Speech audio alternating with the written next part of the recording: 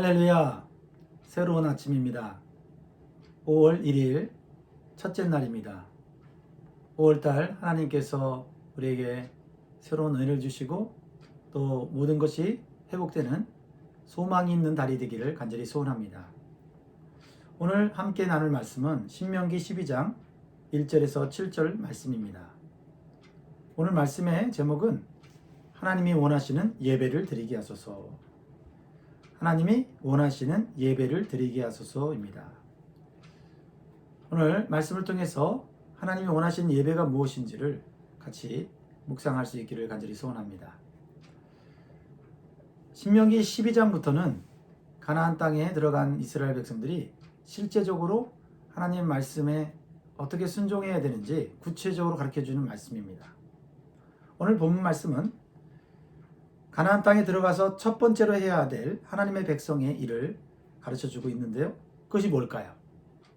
그것은 바로 하나님께 올바른 예배를 드리는 것입니다. 예배가 모든 일의 우선이라는 것입니다. 하나님은 약속하시면 반드시 이루기 때문에 하나님의 약속은 이미 이루어진 것이나 하나님의 약속은 이미 나에게 주어진 것이나 다름이 없습니다. 그래서 이스라엘 백성들이 가나안 땅에 들어가는 것을 두려워하거나 어떻게 살 것을 걱정할 필요가 없습니다. 그것에서 먹고 살아야 되는 문제 하나님이 이미 해결해 놓으셨습니다. 강대한 민족들 하나님이 다 쫓아내주신다고 약속하셨습니다. 그리고 발로 밟는 땅을 소유로 주시겠다고 말씀하셨습니다. 다 이루어지는 것입니다. 이것은 예수님을 믿는 우리들은 이미 천국을 기업으로 약속받은 것과 같습니다. 그래서 우리가 천국에 들어갈 수 있을까 걱정할 필요가 없습니다. 그러므로 구원받은 성도가 이 땅에서 가장 먼저 해야 될 일을 찾는 것이 중요합니다. 그것이 바로 하나님을 올바로 예배하는 것입니다. 이것이 바로 신앙인의 첫 번째 의무이고 책임입니다. 오늘 본문 1절을 보면 가나안 땅에서 평생 지켜야 될 규례와 법들을 말씀하시고 계십니다. 1절을 읽겠습니다. 내 조상의 하나님 여호와께서 내게 주셔서 차지하게 하신 땅에서 너희가 평생에 지켜 행할 규례와 법도는 이러하니라. 평생에 지키라는 말씀이 눈에 들어옵니다. 평생에 지킨다는 것은 변치 않는 진리라는 것입니다. 이 세상의 제도나 법은 시대에 따라 상황에 따라 변합니다. 왜냐하면 진리가 아니기 때문입니다. 그러나 하나님의 말씀은 시대와 문화와 사회를 뛰어넘어서 성취되는 변치 않는 진리이기 때문에 평생 우리가 지킬 만한 가치가 되고 삶의 기준이 되는 것입니다. 그래서 하나님은 하나님의 백성에게 첫 번째로 요구하는 것이 바로 하나님을 올바로 알고 하나님을 예배하는 것입니다. 그러면 하나님께 올바로 예배하기 위해서 우리가 해야 될 일은 무엇일까요? 이스라엘 백성들에게 하나님은 첫 번째로 이방인들의 예배 초소를 파괴하라고 명령하십니다. 2절 말씀, 3절 말씀을 같이 읽겠습니다. 너희가 쫓아낼 민족들이 그들의 신들을 섬기는 곳은 높은 곳이든지 높은 산이든지 작은 산이든지 푸른 나무 아래든지 막론하고 그 모든 곳을 너희가 마땅히 파멸하며 그 제단을 헐며 주상을 깨뜨리며 아세라 상을 불사르고 또 그 조각한 신상들을 찍어 그 이름을 그곳에서 멸하라 라고 말씀하고 있습니다.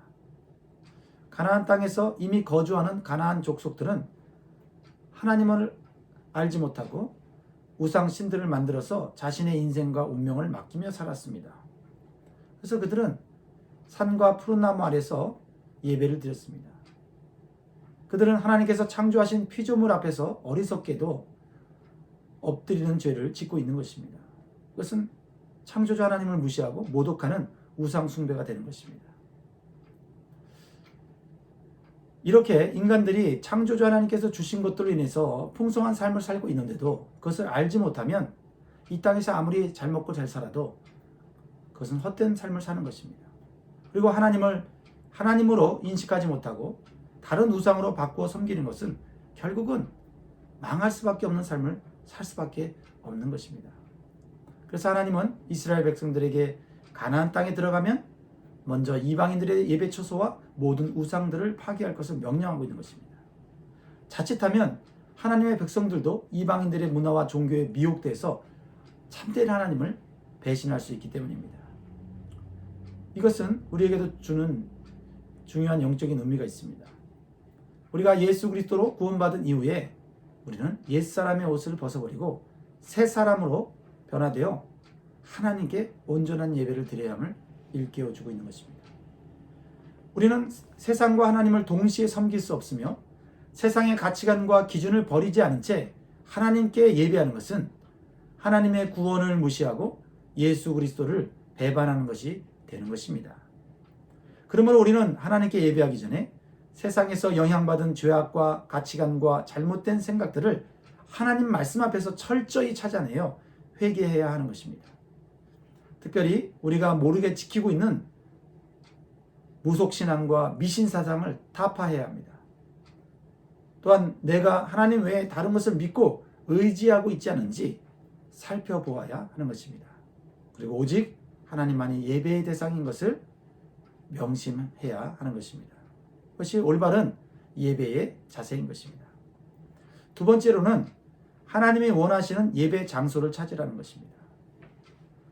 이방인들은 자신들이 원하는, 자신들이 보기에 좋은, 자신들이 신령하다고 생각하는 장소에 그들은 예배를 드렸습니다. 그러나 하나님의 백성들은 자신들이 예배 장소를 찾는 것이 아닙니다. 하나님께서 그 예배 장소를 이미 정해놓으셨고 하나님 원하시는 방식으로 예배 드리기를 원하시는 것입니다. 5절 말씀을 같이 읽겠습니다. 중요한 말씀입니다. 오직 너희 하나님 여호와께서 자기의 이름을 두시려고 너희 모든 지파 중에서 택하신 곳인 그 계실 곳으로 찾아 나아가서. 내가 원하는 예배가 아니라 하나님께서 원하시는 예배를 드리려는 것이죠. 좀 전에도 말씀을 드렸지만은 이방인들은 자신들이 보기에 좋은 곳, 좀 신령해 보이는 큰 산을 찾았습니다. 작은 산을 찾았습니다. 입이 무성해 보이는 푸른 나무를 보면서 거기에 신의 어떤 능력이 담겨져 있다고 생각하면서 예배를 드린 것입니다. 다시 말해서 그저 복 받기 위해서 인간 중심의 예배를 드린 것입니다.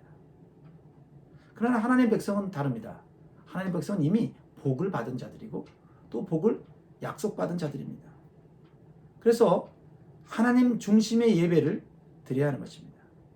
하나님의 백성은 하나님께서 지정해 주신 곳에서 하나님이 원하시는 방식으로 예배를 드려야 한다고 오늘 강조하고 있는 것입니다. 이스라엘 백성들이 광야 생활을 할 때는 하나님께서 성막을 만들어서 하나님께 예배하게 했습니다.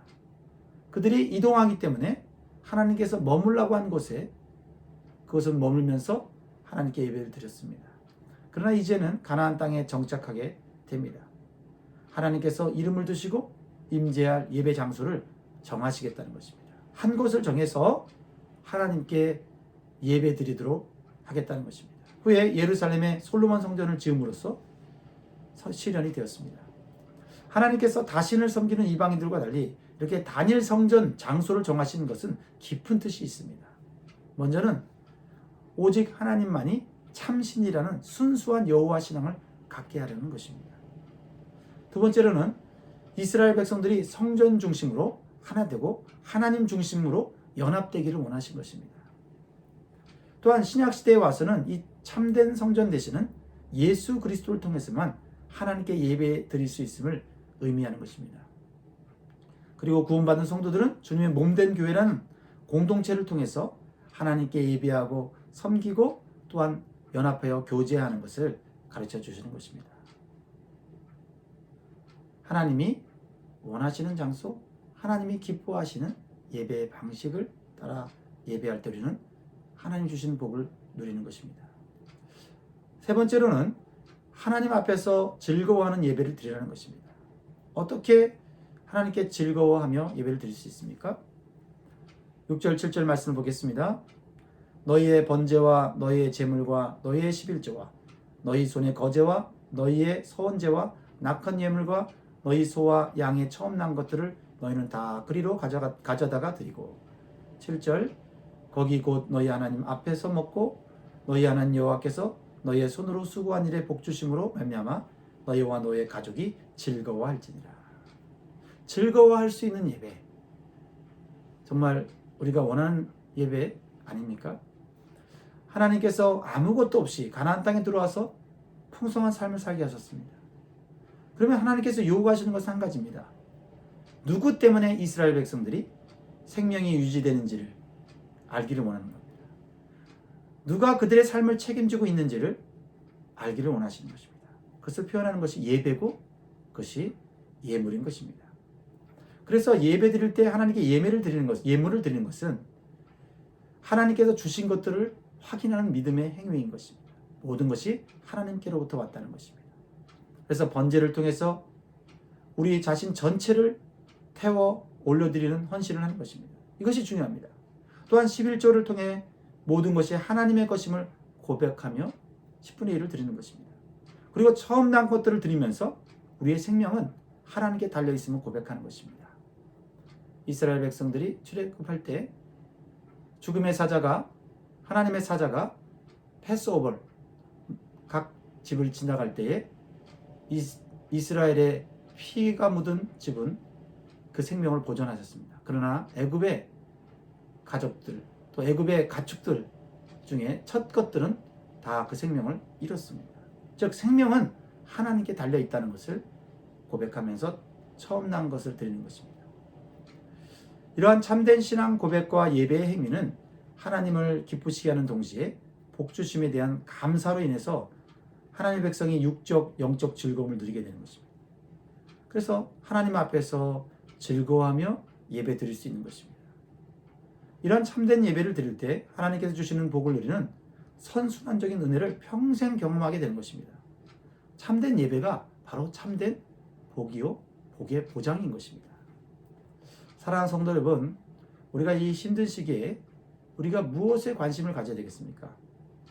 복 주시는 하나님, 생명을 보존하시는 하나님께 드리는 예배를 어떻게 드려야 하나? 어떻게 드려야 하나님이 우리 예배를 받으실까? 관심을 가져야 하는 것입니다. 먼저 하나님께 합당하지 못한 마음을 회개하고 우리의 삶에 나도 모르게 들어온 세상의 가치와 우상들을 제거하여 정결한 마음으로, 정결한 삶으로 예배 드릴 수 있기를 원하는 것입니다. 그리고 하나님께서 원하시는 예배 방식으로 우리가 드리기를 힘써야 하는 것입니다. 다른 것으로 인해 예배 시간이 방해받지 않도록 해야 합니다.